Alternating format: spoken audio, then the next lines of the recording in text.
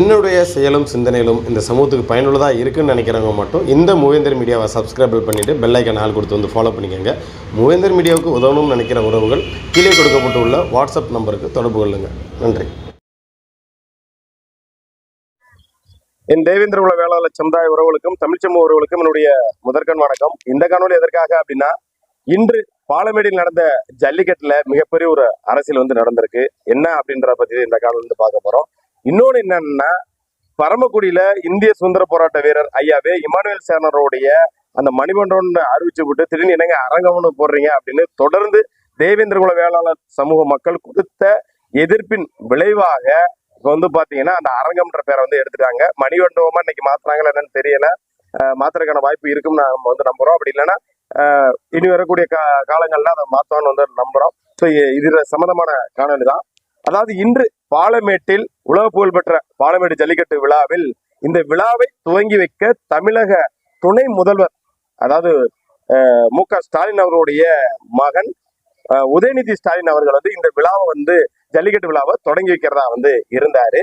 ஆனா என்ன காரணமோ தெரியல, எப்போதுமே பாலமேட்டுல காலையில ஒரு 7-7:15 அதாவது ஒவ்வொரு காரணக்காரைகளா அந்த காளைகளோட பேர் இருக்கு இல்லையா, பாலமேடு கிழக்கு தெரு தேவேந்திர உள்ள வேளாளர் பார்த்தப்பட்ட அந்த காளைகள், அதற்கு முன்னாடி பொதுவான காளைகள், அதற்கப்புறம் பின்னாடி வரக்கூடிய ஒவ்வொரு சமூகத்துக்கான காளைகள், இதெல்லாம் மேக்சிமம் ஒரு 8:30 அவுத்து விட்டுட்டு அதுக்கப்புறம் என்னன்னா விழா ஸ்டார்ட் ஆயிரும். மாடுபிடி வீரர்களும் தயார் நிலையில் இருப்பாங்க. இந்த ஆண்டு பாத்தீங்கன்னா உதயநிதி ஸ்டாலின் அவர்கள் இந்த விழாவை தொடங்கி வைக்கிற வாரம் அப்படின்னு சொல்லிட்டு எதனால தாமதப்படுத்திட்டாரோ, இல்ல அமைச்சர் திட்டமிட்டு இந்த வேலையை செஞ்சாரோ என்னன்ற எங்களுக்கு தெரியல. அமைச்சரும் இந்த விழாவுக்கு ரொம்ப தாமதம். இந்த விழாவானது பாத்தீங்கன்னா கொடியசைச்சு இந்த விழா நடக்கல. ஏன்னா நேத்தெல்லாம் அவனியாபுரத்துல சிறப்பான முறையில நடைபெற்றது. அது எல்லாருமே மக்கள் பார்த்திருப்பீங்க. இந்த ஆண்டு பாத்தீங்கன்னா அங்க உள்ள தேவேந்திர உள்ள வேளாளர் மக்கள் மட்டும் இல்லாமல் பொதுமக்களே செம டென்ஷன் ஆயிட்டாங்க. இங்க அரசியல் செய்யாதீங்க, முதல்ல காலையில அவிழ்த்து விடுங்க அப்படின்னு அங்க கொந்தளித்த மக்களுடைய வீடியோ போடுறேன், ஒரு நிமிஷம் பாருங்க.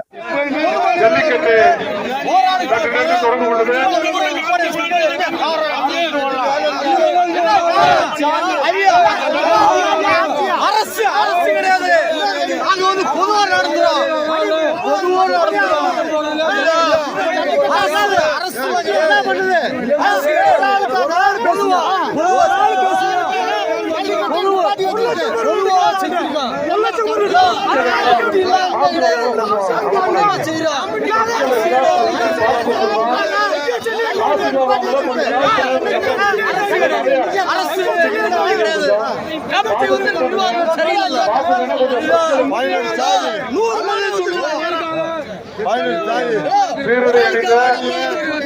மாடுபிடி வீரர்கள்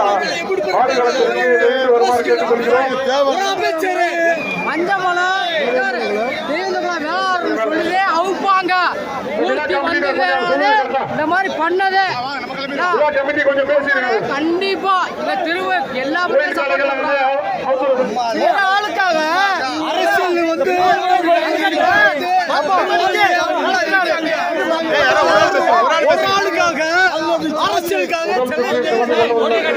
இப்ப இந்த வீடியோ பாத்திருப்பீங்க. அப்ப இங்க உள்ள மக்கள் அந்த அளவுக்கு கொந்தளிக்க ஆரம்பிச்சிட்டாங்க. அப்ப ஒரு அரசு நிகழ்ச்சியாவே கூட இருக்கட்டும், ஆனா ஒரு விழா இது ஜல்லிக்கட்டு விழா. எத்தனை மாடுபிடி வீரர்கள் காலு கெடுக்க நின்று ஆன்லைன்ல டோக்கன் பதிஞ்சிருப்பாங்க. அதே போல எத்தனை மாட்டோட உரிமையாளர்கள் கஷ்டப்பட்டு கியூல நின்று அந்த மாடை பதிவு செஞ்சு எப்படா நமக்கு டோக்கன் வரும் அப்படின்னு எவ்வளவு ஆர்வத்தோட எதிர்பார்த்திருப்பாங்க. அப்ப இன்னைக்கு அதாவது எப்போதும் 7 to 7:15 இந்த தொடங்கக்கூடிய இந்த நிகழ்வானது 9:40 வரை 9:45 மேலதான் தொடங்குது. அது மாவட்ட ஆட்சித்தலைவர் அதை கொடியசைச்சு கூட துவங்கி வைக்கல. அவங்க என்ன பண்ணிட்டாங்கன்னா, விழா கமிட்டி என்ன பண்ணிட்டாங்க, நாங்க சம ஆரம்பிச்சிடறோம் அப்படின்ட்டு காரணக்காரையில அவுத்து விட ஆரம்பிச்சிட்டாங்க. அப்ப எதற்காக இன்னைக்கு உலக புகழ்பெற்ற இது ஒரு அரசே நடத்தக்கூடிய விழாவா கூட இருக்கணும். அப்ப கரெக்டான டயத்துக்கு வர வேண்டியது தங்களோட கடமை தானே, அரசோட கடமை தானே. இதை தொடங்கி வைக்க வேண்டியது உங்களோட கடமை தானே. சரியான டயத்துக்கு வந்துருக்கணும். இதை விட என்னன்னா, காலை 6 மணி இருக்கும், 5:30 இருக்கும், மேக்சிமம் 5:30 இருந்து கரெக்டா பாத்தீங்கன்னா மக்கள் பெண்கள், இந்த பெண்களுக்கு நான் கேட்கிறேன், கொடுக்கக்கூடிய ஒரு 200 ரூபாய்க்கு அப்படியே பக்கத்து போய் நம்ம மக்கள் இருக்கீங்க, இல்ல மத்த மக்கள் இங்க இருக்கீங்க, காலைல எத்தனை மணிக்கு 5:30 இருந்து பாக்குறேன் அந்த கொடியும் அந்த இதையும் பிடிச்சுக்கிட்டு கடைசி எங்கே சொல்றது கிட்டத்தட்ட ஒரு 3 கிலோமீட்டர் தூரத்துக்கு ஆளை நிப்பாட்டி வச்சிருக்காங்க. நேற்று எப்போதுமே வந்து எங்க வழியிலாக, அதாவது நெத்தவழி வந்துதான் எங்க பாலமேடு ஜல்லிக்கட்டு விழாவுக்கு வந்து வருவேன். இந்த முறை வந்து பாத்தீங்கன்னா மாமனாருக்கு ஒரு சின்ன வேலைங்கிறனால இங்க ஃபங்க்ஷனுக்கு ஒரு சீஃப் கெஸ்ட் வராங்க அப்படின்றனால இங்க வந்துட்டு நான் இப்படியே அலங்காநல்லூர் வரேன். அலங்காநல்லூர்ல இருந்து பாலமேடு வரைக்கும் ஒன்லி திமுக கட்சி கொடிதான் இருக்குது. அப்ப இதுல ஒரு அரசியலா? என்ன நிலைப்பாட்டுல இந்த விழாவானது வந்து நீங்க நடத்தணும்னு இருக்கீங்க? ஒருவேளை கடைசி விழா, இனிமேல் வந்து நம்ம ஆட்சிக்கு வரமாட்டேன்ற அடிப்படையில இந்த மாதிரி பண்றீங்களா அப்படின்றது எங்களுக்கு ஒரு கேள்வி எழும்புது. பொதுமக்களை ஏன் இவ்வளவு தூரம் வந்து காக்க போடணும்? அதே போல ஒரு விழாவை வந்து கரெக்டா பஞ்சுவாலிட்டியா வந்து அந்த விழா வந்து தொடங்கி வைக்கணும்ல. அப்ப இதுதான் துணை முதல்வரோட செயலா? இதுல நாளைக்கு வர அலங்காநல்லூர்ல தமிழக முதல்வர் மு.க.ஸ்டாலின் அவர்கள் வந்து அலங்காநல்லூர்ல வந்து ஜல்லிக்கட்டு விழாவை தொடங்கி வச்சுட்டு எங்கள் ஐயா சுதந்திர போராட்ட வீரர் ஐயாவே இமானுவேல் சனோட மணிமண்டபம் திறக்கிறதுக்கு பரமக்குடி வர்றாங்க. அப்ப யோசிச்சு பாருங்க எவ்வளவு நேரம் ஆகும் அப்படின்னு. அப்ப இந்த மக்களை வந்து போட்டு வந்து மீண்டும் மீண்டும் வந்து நெருக்கடிகளை வந்து உள்ளாக்க கூடாது. சரிங்களா? காலையில வந்து 7 மணி 7:30க்கு ஆரம்பிக்கக்கூடிய இந்த விழாவானது 9:40க்கு மேல வந்து இந்த விழா வந்து தொடங்குது. மாடுபிடி வீரர்களும் 10:30க்கு மேலதான் மாடு பிடிக்கிறதுக்கு அல்லத்தொடி காரணக்காரையில லேட் ஆகி போச்சு. அப்ப இந்த 1 மணி ஒரு 2 மணி நேரத்துல குறைந்தபட்சம் 200 காளைகள் வந்து வெளியா இருக்குமா இல்லையா? 100 காளையை வைங்க, 2 மணி நேரத்துல 100 காளைகள் வெளியா இருக்கும்ல. அப்ப அரசு வந்து என்ன நினைக்குது? நாங்க எடுக்கிறதாண்டா முடிவு, நாங்க எடுக்கிறதாண்டா சட்டம். இந்த அரசு என்ன பாவம், கலெக்டர் நினைச்சா ரொம்ப வருத்தமா இருந்துச்சு.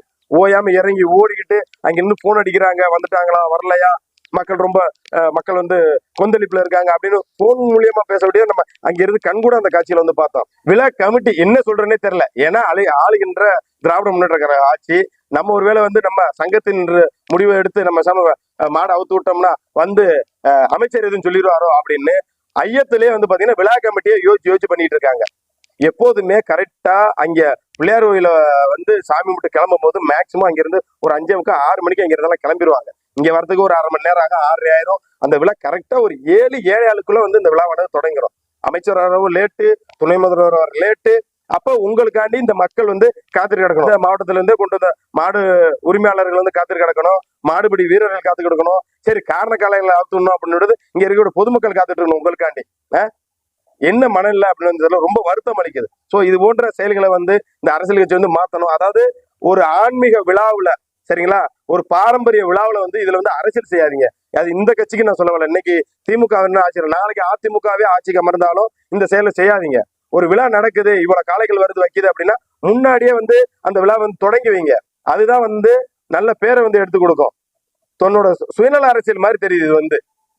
அதனால வந்து இனி வரக்கூடிய காலகட்டத்தில் இந்த மக்களை வந்து போட்டு துன்புறுத்தாதீங்க அப்படின்றத வந்து கேட்டுக்கிறோம். ஏன்னா இனி வரக்கூடிய காலங்கள்ல அது அமைச்சராக இருந்தாலும் சரி, துணை முதல்வராக இருந்தாலும் சரி, இனி அடுத்து யார் முதல்வராக வர்றவராக இருந்தாலும் சரி, அமைச்சராக இருந்தாலும் சரி, இது போன்று மக்கள்களை வந்து தேவையில்லாம இந்த மக்களை கொண்டாந்து ரோட்ல நின்றுகிட்டு கொடி பிடிக்க வைக்கிறோம் சரி, இது போன்ற செயல்களை வந்து கைவிடணும்ன்றத கேட்டுக்கிறேன். இரண்டாவது, அதாவது இந்திய சுதந்திர போராட்ட வீரர் ஐயா வே இமானுவேல் சேனார் அவர்களுக்கு 3 கோடி ரூபாயில, அதாவது 1 ஏக்கர்ல மணிமண்டபம்